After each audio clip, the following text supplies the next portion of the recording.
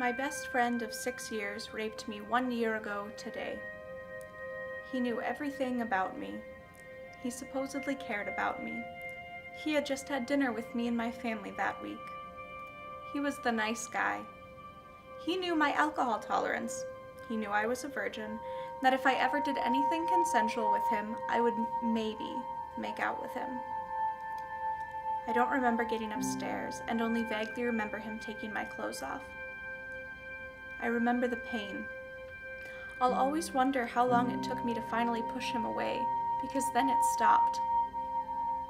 The last thing I remember is me lying on my side as he stood over me. The next day, he was in the best mood I'd ever seen him in. When I asked him what happened, he said, "Tell me what you remember, and I'll fill in the rest." After a few hours, he finally admitted it. I've never felt so violated. I didn't remember much, and I learned the rest of what happened that night from a police report. When I realized he knew what he was doing, I decided to press charges. I knew rape cases rarely make it far, but I thought, even if the system failed me, at least people would know who he really was, and maybe girls would steer clear of him. But eventually my friends grew distant, and when I showed up for the restraining order hearing, they were there to testify for him.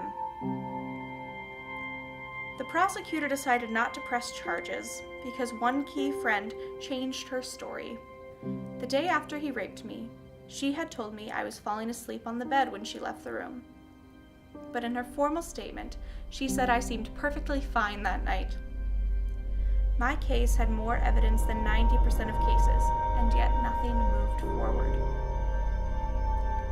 The aftermath was as traumatizing as the rape itself. I have a restraining order against him for 2 years, and that's his only punishment. He assaulted another girl exactly a month before me, and this past August, he assaulted a third girl. But nothing ever happened to him. He's off at college, hiding behind the facade of nice guy. The majority of my classmates and friends not only abandoned me, but defended him, while I was doubted, shamed, and outcasted. People think it's only the scary guy in the alley, but it can be people you know, people you trust. My friends didn't believe something like this could ever happen to them. Because I'm so similar to them, it was easier for them to believe that I lied, rather than believe that someone they knew could be capable of such malice. The only way for people to understand is for it to have happened to them or someone they know, and that's no solution.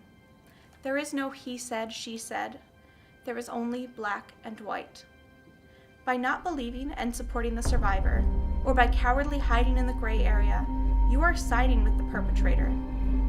If you're finding exceptions right now, or justifiable scenarios, you're part of the problem. Be part of the solution. There is no gray.